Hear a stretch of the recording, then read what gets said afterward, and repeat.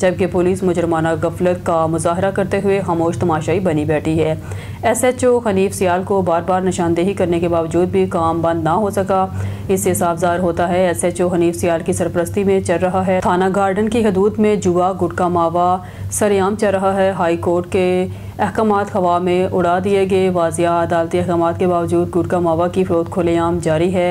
Garden के इलाकों में 25 से ज़ायद कैबनों पर ये जहरीला धंधा बेखौफ होकर चल रहा है, जिसे तिब्बी माहिरीन कैंसर और दीगर मोहलिक अमराज का बुनियादी सबब करार देते हैं। पुराने बैटर के नया बैटर सामने आ गया है। ज़राए का कहना है कि थाने के पुराने बैटरों का तबादला हो चुका है। अब नया बैटर सामने आ गया है, जिसने इलाके में इस कारोबार को मज़ीद तेज़ कर दिया है। अवामी हल्कों सवाल उठा रहे हैं कि आखिर पुलिस और माफिया के दरमियान गठजोड़ को कौन तोड़ेगा। अवामी गमो गुस्सा अरूज पर अहले इलाका और समाजी तंजीमों ने इस सूरत हाल पर शदीद एहतजाज किया है कि इनका कहना है कि नौजवान नस्ल की ज़िंदगियों से खेला जा रहा है।